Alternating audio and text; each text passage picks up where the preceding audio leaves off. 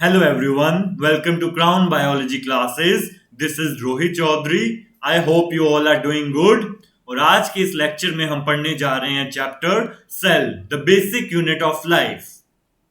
Cell the basic unit of life class 9th और class 10th students के लिए important chapter है और ये लेक्चर मैंने CBSE and ICSE board exam point of view से प्रिपेयर करा है। तो चलो स्टार्ट करते हैं। Cell the unit of life.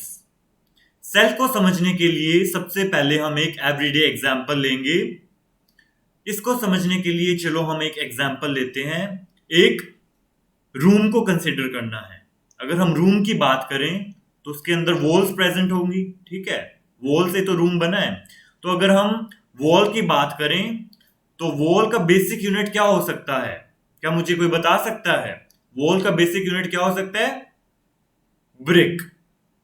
जैसे ब्रिक बाय ब्रिक पूरे वॉल की फॉर्मेशन हुई है, वैसे ही जो लिविंग ऑर्गेनिजम्स की बॉडी है, लिविंग ऑर्गेनिजम्स में चाहे हम प्लांट्स की बात कर लें, चाहे हम एनिमल्स की बात कर लें, दोनों केसेस के अंदर जो बेसिक यूनिट है लिविंग ऑर्गेनिजम्स का वो क्या है? सेल। तो इसको हम ब्रिक के साथ रिलेट करके पढ़ेंगे तो हमें इजीली समझ आएगा।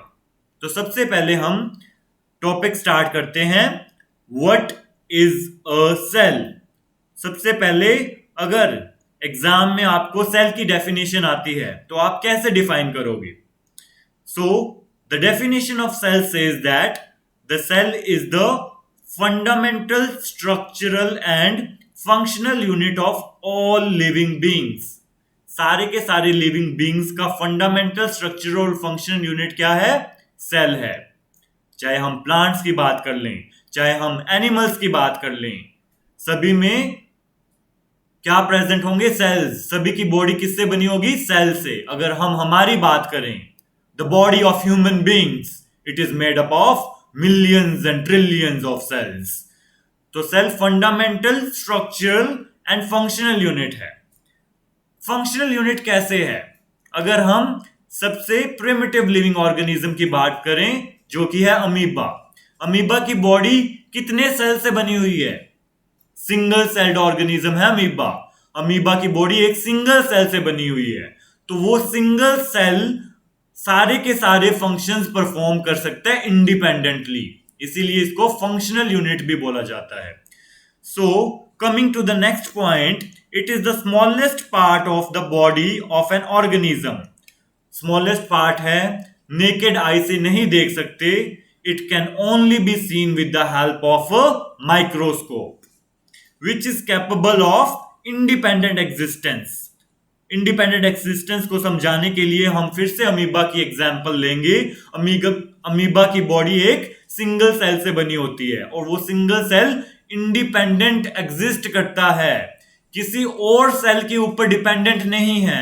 वो सिंगल सेल सारे के सारे फंक्शंस इंडिपेंडेंटली परफॉर्म कर सकता है and of performing the essential functions of life. Then comes the next point. All organisms, including ourselves, start life as a single cell called zygote. सारे के सारे लिविंग ऑर्गेनिजम्स अपनी लाइफ कैसे start करते हैं? सिंगल सेल से, जिसको कि क्या बोला जाता है? जाइगोट। तो अब हम देख लेते हैं जाइगोट की फॉर्मेशन कैसे होती है। जो मेल गैमीट है उसको स्पर्म बोला जाता है। अगर हम किसकी बात करें? एनिमल्स की। मेल गैमीट को स्पर्म बोला जाता है और फीमेल गैमीट को क्या बोला जाता है? ओवम, या हम फीमेल गैमीट को एग भी बोल सकते हैं। Ovum and egg. जब स्पर्म ओवम या एग के साथ फ्यूज करता है तो उससे जाइगोट की फॉर्मेशन होती है। ओवम और स्पर्म के फ्यूजन को ही तो फर्टिलाइजेशन बोलते हैं। तो फर्टिलाइजेशन के प्रोसेस की हेल्प से किसकी फॉर्मेशन होती है? जाइगोट की। और जाइगोट क्या है? सिंगल सेल है।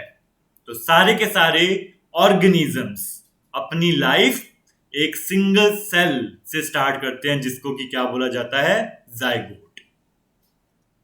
तो जो नेक्स्ट टॉपिक है इस चैप्टर में, that is the invention of the microscope. इसमें हम देखेंगे कि माइक्रोस्कोप को सबसे पहली बार कंस्ट्रक्ट किसने करा था, और जो क्रेडिट है डिस्कवरी ऑफ सेल, ये क्रेडिट कौन से साइंटिस्ट को जाता है। तो सबसे पहले मुझे आप ये बताइए कि जो सेल्स हैं उनको हम नेकेड आई से देख सकते हैं या नहीं। Yes, the answer is no. Cells can not be seen with naked eyes, they can only be seen with the help of a microscope. तो जो फर्स्ट पॉइंट है इस टॉपिक के अंदर, that is the first microscope was constructed by which scientist, by Antony van Leeuwenhoek. So you have to remember the name of the scientist. जो name of the scientist है, ऐसे questions आपको MCQs में पूछ सकते हैं, ये competitive exam point of view से इंपॉर्टेंट होते हैं। तो सबसे पहली बार जो माइक्रोस्कोप था उसको किसने कंस्ट्रक्ट करा था, एंटनी वैन ल्यूवेनहुक। इन्होंने सबसे सिंपल माइक्रोस्कोप्स कंस्ट्रक्ट करे थे, ठीक है। और इन्होंने सबसे पहली बार अपने माइक्रोस्कोप के अंदर रेन वाटर लिया और उस रेन वाटर को देखा कि उस रेन वाटर के अंदर क्या प्रेजेंट है। तो उस रेन वाटर के अंदर इनको बैक्टीरिया और प्रोटोजोन्स देखने को मिले। तब बैक्टीरिया और प्रोटोजोन्स की डिस्कवरी नहीं हुई थी, तब नहीं पता था कि इनको बैक्टीरिया और प्रोटोजोन्स बोलते हैं, ये तो बाद में पता चला। तो इन्होंने स्टार्टिंग में उनको कलेक्टिवली क्या बोला, एनिमल्क्यूल्स। जो फर्स्ट लिविंग सेल्स है वो किसने ऑब्जर्व करे थे माइक्रोस्कोप के अंडर, एंटनी वैन ल्यूवेनहुक। तो जो लिविंग ऑर्गेनिजम्स है उनको क्या बोला गया, क्या टर्म दी एंटनी वैन ल्यूवेनहुक जी ने, एनिमल्क्यूल्स।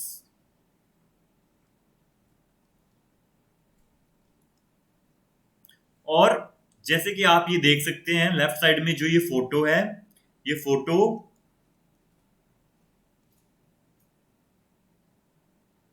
एंटनी वैन ल्यूवेनहुक साइंटिस्ट की है।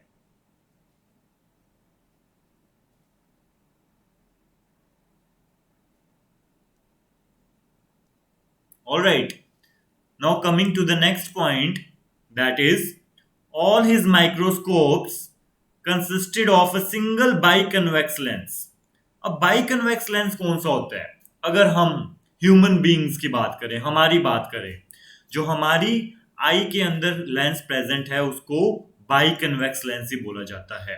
तो अब मैं शेप ड्रॉ करता हूं, कैसी शेप होती है बाइकन्वेक्स लेंस की। So this is the shape of a biconvex lens. I'm not able to draw it properly, but the biconvex lens, it do resemble like this. All right. तो इन्होंने biconvex lens लेकर microscopes construct करे थे। The next important point is Anton van Leeuwenhoek observed and described the first living cell. सबसे पहली बार इन्होंने अपने self constructed microscope के अंदर रेन वाटर लिया, उस रेन वाटर के अंदर ऑब्जर्व करा कि कौन से ऑर्गेनिजम्स प्रेजेंट है, उनको क्या नाम दिया, animalcules. Yes, the next important point is Robert Hooke was the first person to observe sales.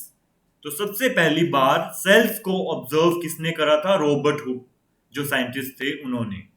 अब मैं बताऊंगा कि रॉबर्ट हुक जो साइंटिस्ट थे उन्होंने कैसे सेल्स को ऑब्जर्व करा।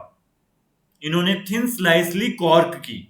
कॉर्क कहां से ऑब्टेन की जाती है, बार्क से।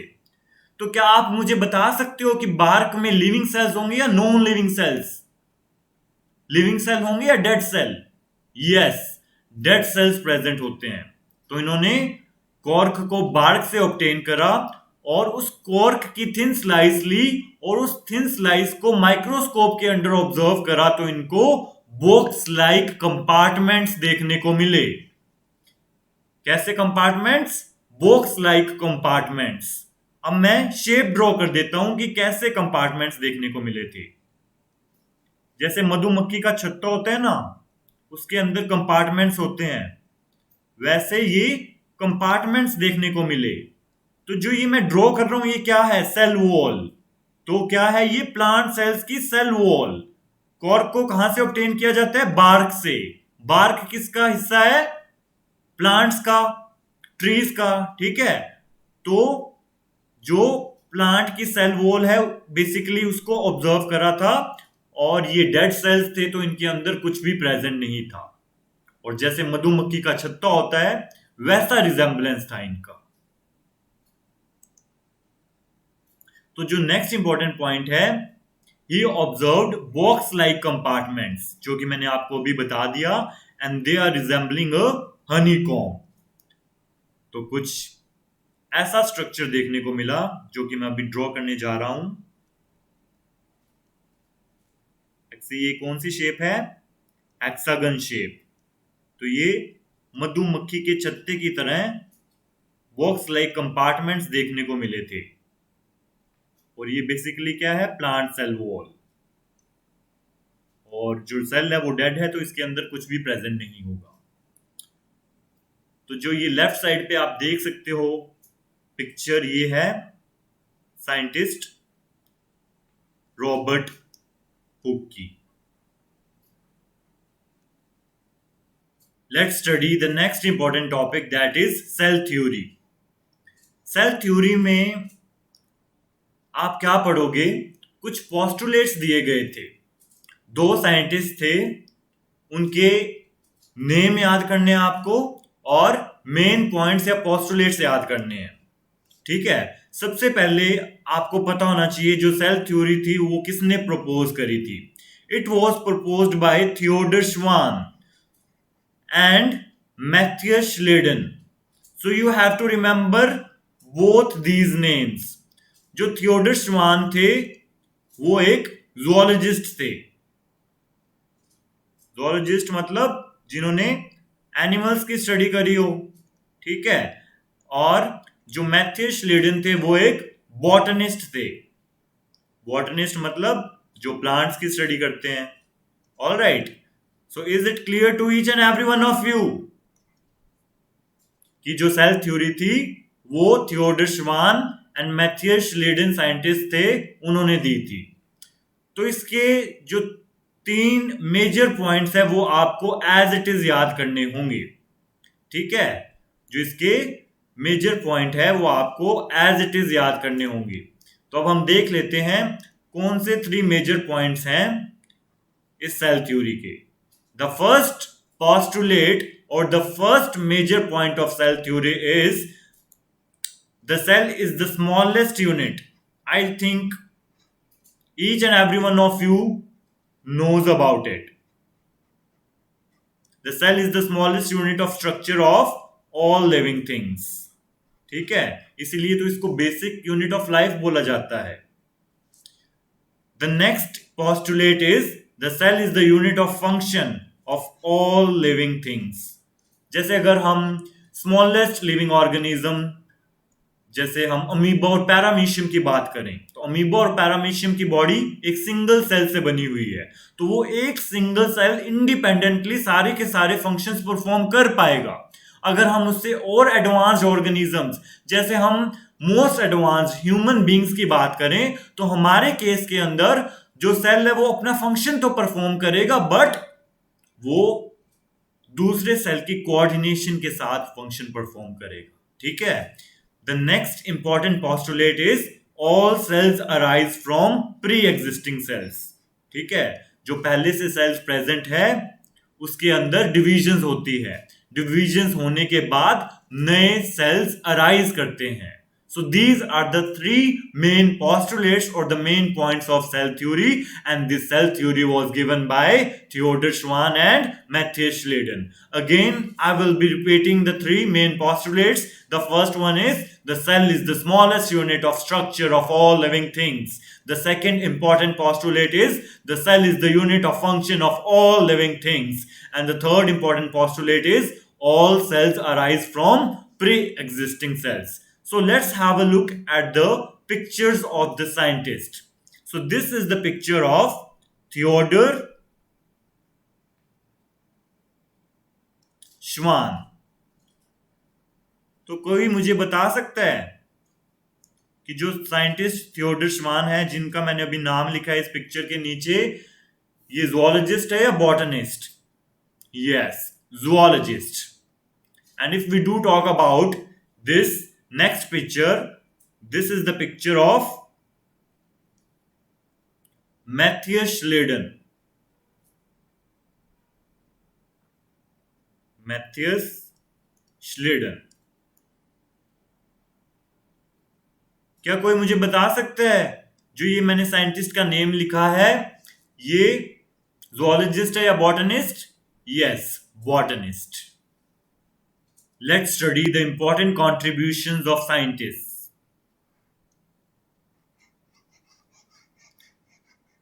तो अब तक हमने जो भी साइंटिस्ट पढ़े हैं, जिनकी हमने कंट्रीब्यूशन भी पढ़ी है ऑफ कोर्स, तो उनको हम अब टेबुलर फॉर्म में पढ़ेंगे.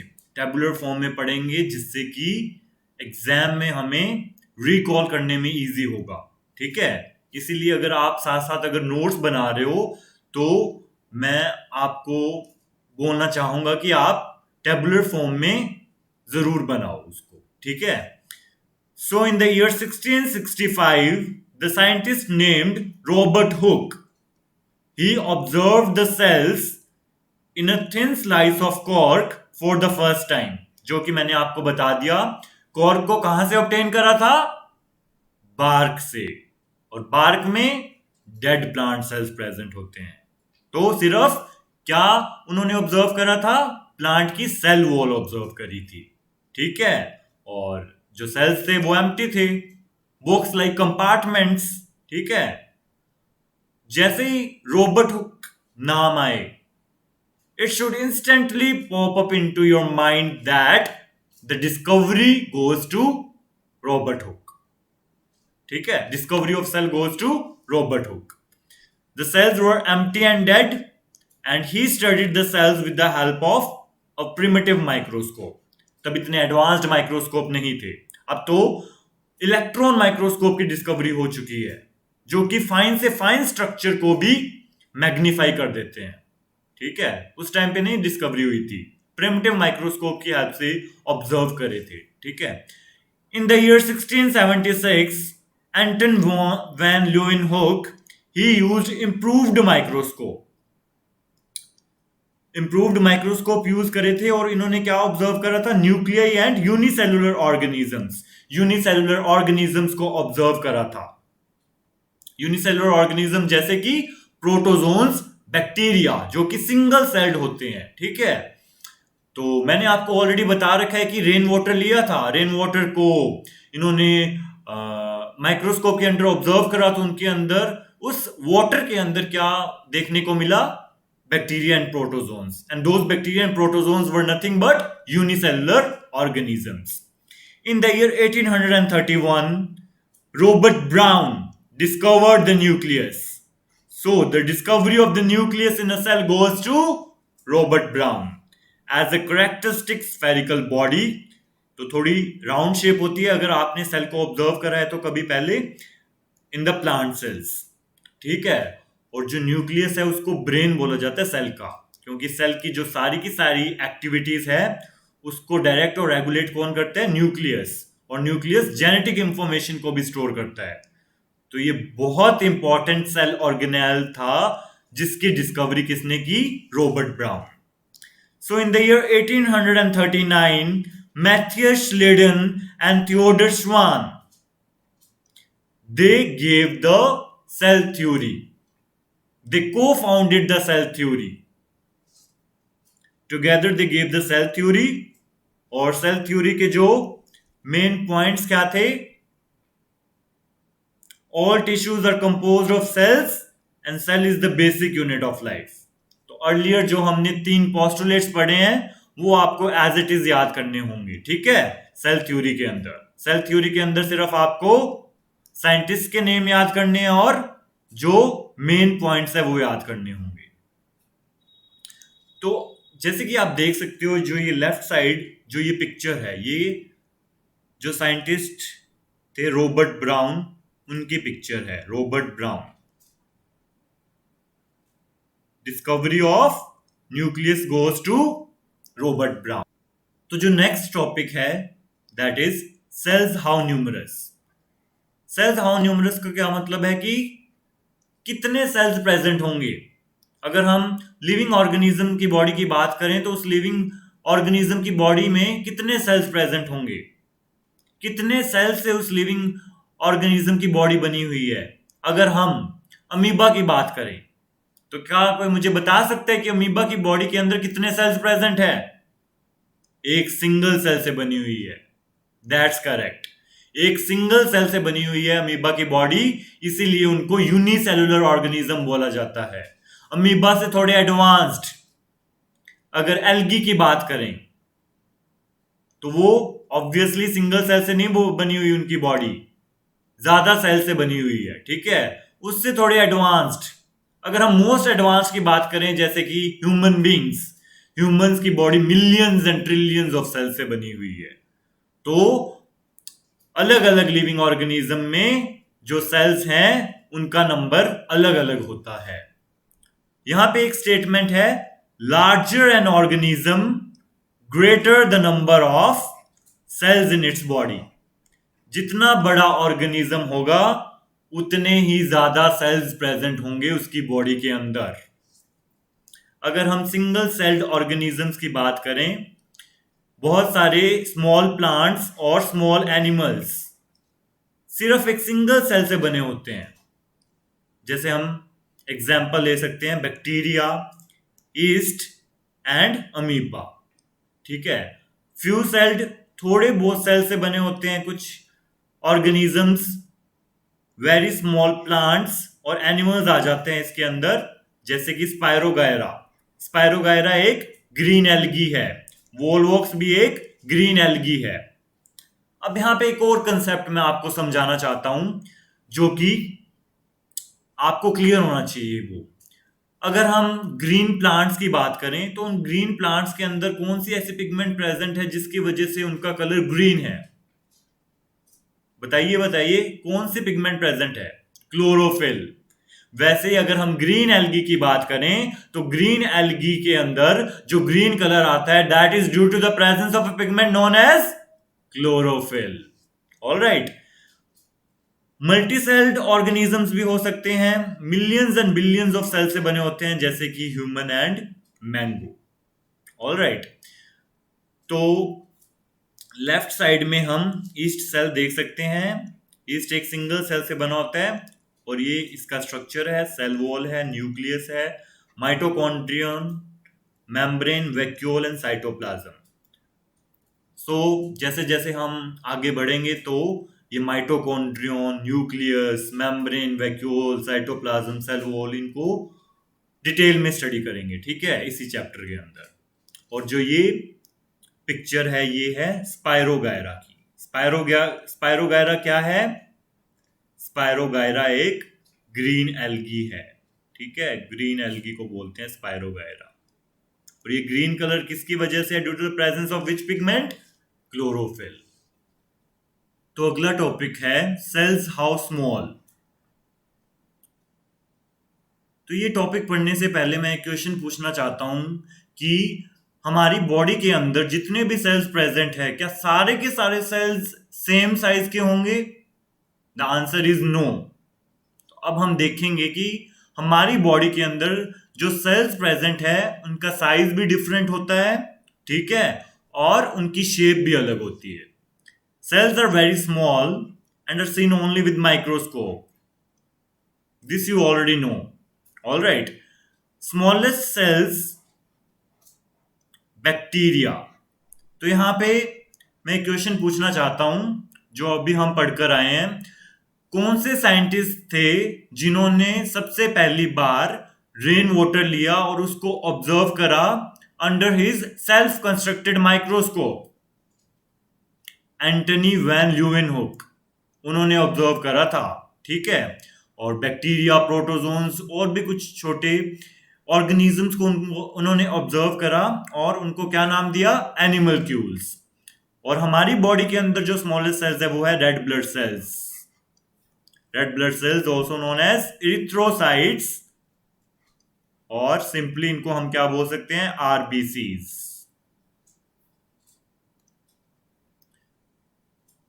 Then comes longest cells. हमारी बॉडी के अंदर जो लॉन्गेस्ट सेल्स प्रेजेंट है वो है नर्व सेल्स। नर्व सेल को सिंपली न्यूरॉन भी बोल सकते हैं।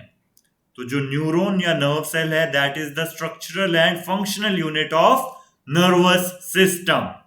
Structural and functional unit of nervous system. Then comes largest cells. Largest cells किसके होते हैं? Birds egg. अगर हम ऑस्ट्रिच के एग की बात करें तो वो क्या है? लार्जेस्ट सेल है। देन हम लेफ्ट साइड पे देख सकते हैं जो स्मॉलेस्ट सेल है दैट इज माइकोप्लाज्मा। इसकी लेंथ भी दी गई है। ठीक है। जो लार्जेस्ट सेल है दैट इज ऑस्ट्रिच एग, और जो लॉन्गेस्ट सेल है that is nerve cell of giant squid. तो यहां पे जो स्मॉलेस्ट सेल है उसकी एग्जांपल है, लार्जेस्ट सेल की है और लॉन्गेस्ट सेल की है। Alright. Then comes cell shapes. अगर हम सेल की शेप की बात करें तो सेल की डिफरेंट शेप्स क्यों हैं?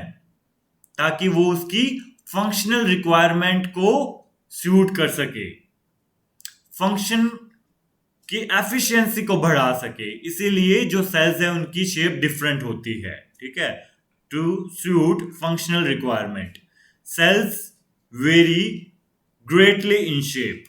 So if we do talk about the shape of cells, then they may be disc-like, they can be polygonal, they can be rectangular, cuboid, thread-like, or branched. So these are the different shapes of the cells. तो सबसे पहले आते हैं human red blood sales. अगर हम human red blood cells की बात करें, इनकी शेप पढ़ने से पहले हमें पता होना चाहिए कि जो ये रेड कलर आता है ये किस वजह से आता है। ये रेड कलर आता है, एक पिगमेंट प्रेजेंट होती है हीमोग्लोबिन, जो कि इन सेल्स को रेड कलर इंपार्ट करती है। ठीक है। अगर हम ये पिक्चर देखें तो ये 3D पिक्चर है। ठीक है। ये रेड ब्लड सेल्स की 3D पिक्चर है। इस पिक्चर में हम देख सकते हैं कि ये सर्कुलर है और बाइकनकेव शेप है इनकी। अगर हम 2D डायग्राम ड्रॉ करें तो 2D डायग्राम कुछ ऐसे होगी इनकी। ठीक है। तो ये सर्कुलर और बाइकनकेव होते हैं। That you should keep in your mind, circular and biconcave. Then comes white blood cells. White blood cells की कोई स्पेसिफिक शेप नहीं होती, वो एमीबॉइड होते हैं। ठीक है। Then comes nerve cells. Nerve cell is also known as neuron, and neuron is the structural and function unit of nervous system. तो नर्व सेल्स होते हैं वो लॉन्ग होते हैं। Then comes muscle cells. Muscle cells are long and contractile. Then comes guard cells. जो guard cells हैं वो stromata को सराउंड करते हैं, और स्ट्रोमेटा कहां पे प्रेजेंट होते हैं? लीव्स और स्टेम के ऊपर। ठीक है। जो प्लांट्स में लीव्स और स्टेम होती है वहां पे स्ट्रोमेटा प्रेजेंट होते हैं, और स्ट्रोमेटा को गार्ड करते हैं गार्ड सेल्स। जो गार्ड सेल्स है वो बीन शेप्ड होते हैं। बीन शेप्ड कैसे होते हैं अभी हम ड्रॉ कर लेते हैं। कुछ ऐसा स्ट्रक्चर होता है गार्ड सेल्स का। ठीक है। बीन शेप्ड होते हैं। आपने राजमा देखा होगा। ठीक है। तो राजमा की शेप के होते हैं गार्ड सेल्स। जैसे हम इस डायग्राम में देख सकते हैं जो ये एरोज है, these arrows are indicating guard cells. तो जो ये लेफ्ट साइड में ये पिक्चर है ये किसकी है? व्हाइट ब्लड सेल्स की। व्हाइट ब्लड सेल्स को ल्यूकोसाइट्स भी बोला जाता है, जो कि हम आने वाले चैप्टर्स के अंदर पढ़ेंगे। ठीक है। Then comes the structure of a cell. अगर हम सेल के स्ट्रक्चर की बात करें तो सबसे पहले ये कौन सा सेल है? Animal cell. तो प्लांट सेल और एनिमल सेल में जो मेजर डिफरेंस है दैट इज द एब्सेंस और presence of cell wall. In case of animal cell, cell wall is absent, but in case of plant cell, cell wall is present. तो सबसे पहले animal cell के structure में हम देख लेते हैं कौन से पार्ट्स प्रेजेंट होते हैं. सबसे पहले आपको पता होना चाहिए the brain of the cell is known as nucleus. तो सबसे पहले हम न्यूक्लियस देखेंगे कि न्यूक्लियस में कौन से पार्ट्स प्रेजेंट है. ठीक है, न्यूक्लियस को सराउंड करती है एक मेम्ब्रेन जिसका नाम है न्यूक्लियर मेम्ब्रेन. ठीक है, और न्यूक्लियोलस प्रेजेंट होता है न्यूक्लियस के अंदर. न्यूक्लियर पोर प्रेजेंट होगा. ठीक है, ये मेम्ब्रेन है जो कि कॉन्टिन्यूअस नहीं होती. पोर्स प्रेजेंट होते हैं और क्रोमेटिन फाइबर्स प्रेजेंट होते हैं न्यूक्लियस के अंदर. जो न्यूक्लियस है वो सेल की एक्टिविटीज को रेगुलेट करता है, डायरेक्ट करता है, और जो सेल के फंक्शंस है वो परफॉर्म करवाता है. कौन करवाता है? न्यूक्लियस. और न्यूक्लियस के अंदर जो जेनेटिक मटेरियल है वो भी प्रेजेंट होता है in the form of DNA. यहाँ पे क्रोमेटिन फाइबर्स प्रेजेंट है. ठीक है, इसके बाद हम देख सकते हैं ये है माइटोकॉन्ड्रियन. ठीक है, इन सभी ऑर्गेनेल्स को हम इन डिटेल इनके मेन कैरेक्टरिस्टिक्स और इनके चीफ फंक्शंस पढ़ेंगे. Alright, then come smooth endoplasmic reticulum, rough endoplasmic reticulum. इनको स्मूथ और रफ एंडोप्लाज्मिक रेटिकुलम क्यों बोला जाता है? क्योंकि रफ एंडोप्लाज्मिक रेटिकुलम इसलिए बोला जाता है क्योंकि इसकी सरफेस रफ होती है, ग्रैनुलर होती है due to the presence of ribosomes. जब एंडोप्लाज्मिक रेटिकुलम के ऊपर राइबोसोम्स प्रेजेंट होंगे तो उसकी सरफेस क्या होगी? रफ होगी. That's why the name rough endoplasmic reticulum. And if we do talk about smooth endoplasmic reticulum, then obviously in case of smooth endoplasmic reticulum there will be no ribosomes attached. So this is the lysosome. इसको suicide bag भी बोलते हैं. This is the Golgi body, cytoplasm and plasma membrane. अभी के लिए सिर्फ आप जो ये स्ट्रक्चर है ये ड्रॉ करो. ठीक है, इसके पार्ट्स याद करो. डिटेल में हम आगे आने वाले लेक्चर के अंदर पढ़ेंगे. फिर आता है प्लांट सेल. जो मेजर डिफरेंस है प्लांट और एनिमल सेल के अंदर, पहला तो सेल वॉल हो गया. ठीक है, सेल वॉल किसके अंदर प्रेजेंट होगी? प्लांट सेल के अंदर. और एनिमल सेल के अंदर जो साइज होता है वैक्यूल्स का वो छोटा होता है, बट प्लांट सेल के अंदर एक सिंगल वैक्यूल प्रेजेंट होता है और वो मोस्ट ऑफ द स्पेस को ऑक्यूपाई करता है सेल के अंदर. ठीक है, एक ही वैक्यूल होगा, उसका साइज बहुत बड़ा होगा. तो सेल वॉल देखने को मिलेगी. Inner to cell wall cell membrane is present. As we can see these are the chloroplast. Chloroplast के अंदर कौन सी पिगमेंट होगी? क्लोरोफिल. ठीक है, क्लोरोफिल पिगमेंट की वजह से तो क्या होती है? Photosynthesis. This is the nuclear membrane. ठीक है, न्यूक्लियर मेम्ब्रेन कॉन्टिन्यूअस होगी या नहीं? नहीं, क्योंकि न्यूक्लियर पोर्स प्रेजेंट होते हैं ना. न्यूक्लियोलस प्रेजेंट होगा न्यूक्लियस के अंदर. Smooth endoplasmic reticulum, Golgi body, rough endoplasmic reticulum, vacuole. ये देखो कितना बड़ा वैक्यूल प्रेजेंट है. ठीक है, एंड माइटोकॉन्ड्रियन इज प्रेजेंट. अगर हम इस सेल का 3D स्ट्रक्चर देखें तो वो कुछ ऐसा देखने को मिलेगा. जो ये फर्स्ट पार्ट है, this is nucleus. This second one is endoplasmic reticulum. देखेंगे कि कैसे एंडोप्लाज्मिक रेटिकुलम न्यूक्लियर मेम्ब्रेन से ये राइज होता है. ठीक है, दिस थर्ड पार्ट इज ये जो सेमी फ्लूइड होता है इसको साइटोप्लाज्म बोलते हैं. This fourth part is Golgi apparatus. This fifth part is mitochondrion. This sixth is ribosome जिनको प्रोटीन फैक्ट्रीज बोला जाता है. सेवंथ इज लाइसोसोम जिसको सुसाइड बैग बोला जाता है. इसके अंदर क्या प्रेजेंट होगा न्यूक्लियस के अंदर? DNA. And this is the cell membrane. तो सारे के सारे पार्ट्स आपको क्लियर हैं. अब इनको क्या बोला जाता है? ठीक है, वो हम आने वाले लेक्चर के अंदर पढ़ेंगे. ठीक है, अगर हम सेल्स के पार्ट पढ़ते हैं तो सेल के अंदर लिविंग पार्ट्स भी होते हैं और नॉन लिविंग पार्ट्स भी होते हैं. तो जो सेल मेम्ब्रेन है वो क्या है? Living part. और जो सेल वॉल है वो कौन से सेल में प्रेजेंट होगी? It will only be present in plant cell. तो अगर हम साइटोप्लाज्म की बात करें, साइटोप्लाज्म के अंदर एंडोप्लाज्मिक रेटिकुलम जो ऑर्गेनेल है वो एक लिविंग है। माइटोकॉन्ड्रिया भी लिविंग ऑर्गेनेल है। गोल्गी अपरेटस भी लिविंग ऑर्गेनेल है। राइबोसोम्स भी लिविंग ऑर्गेनेल है। लाइसोसोम्स भी लिविंग ऑर्गेनेल है। Centrosome and plastids are also living parts of a cell. If we do talk about the non-living parts which are present in the cytoplasm, they are granules, vacuoles and fat droplets. अगर हम nucleus के अंदर बात करें तो nucleus के अंदर सिर्फ लिविंग पार्ट्स प्रेजेंट होंगे। न्यूक्लियर मेम्ब्रेन भी लिविंग है, nucleoli and chromatin fibres, all these are living parts of a nucleus. The next topic is cell membrane and cell wall. Cell membrane और सेल वॉल को पढ़ लेते हैं। Organelles के बारे में हम नेक्स्ट लेक्चर के अंदर ठीक है पढ़ेंगे। तो सबसे पहला पॉइंट है each cell is surrounded by a cell membrane और प्लाज्मा मेम्ब्रेन। तो हर एक सेल मेम्ब्रेन या प्लाज्मा मेम्ब्रेन से सराउंडेड होगा। सेल मेम्ब्रेन को ही हम प्लाज्मा मेम्ब्रेन बोल सकते हैं। तो जो सेल मेम्ब्रेन है उसमें फाइन पोर्स प्रेजेंट होंगे ताकि सब्सटेंसेस का एक्सचेंज हो सके in and out of the cell. और जो परमिएबिलिटी है सेल मेम्ब्रेन की वो सिलेक्टिव है। सिलेक्टिवली परमिएबल का मतलब क्या होता है? जो कि सोल्यूट्स को सेलेक्टिवली अलाउ करते हैं अपने थ्रू पास होने में। ठीक है, सेलेक्टिवली अलाउ करते हैं। ठीक है, ये याद रखना है, सेलेक्टिवली परमिएबल होती है। तो जो प्लांट सेल्स हैं उनके पास सेल वॉल प्रेजेंट होती है जो किसको सराउंड करेगी? Cell membrane.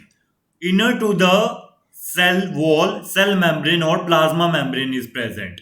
और जो सेल वॉल है प्लांट्स के अंदर वो एक नॉन लिविंग सब्सटेंस सेलुलोज से बनी होती है। किससे बनी होती है? सेलुलोज। ये याद रखना है। सेल वॉल का कंपोनेंट क्या है? Cellulose.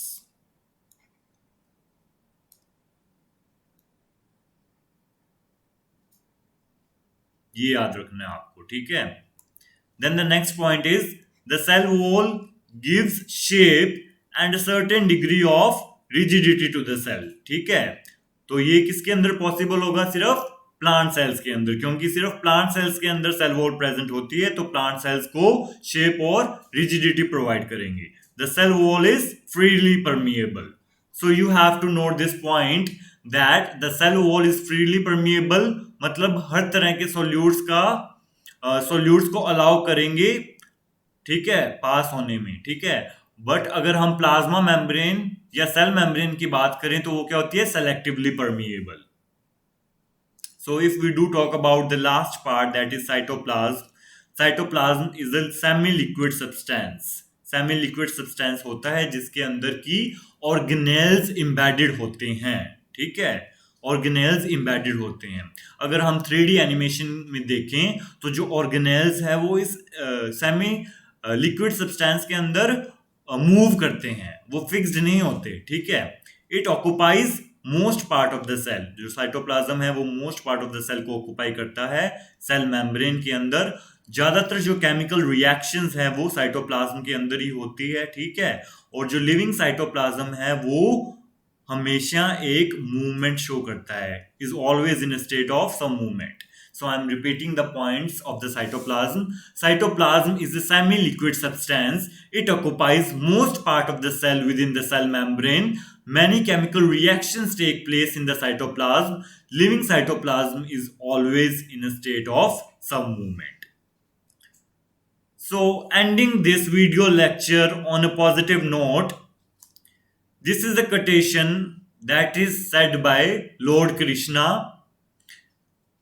The quotation says, "You have the right to perform your prescribed duties, but you are not entitled to the fruits of your actions."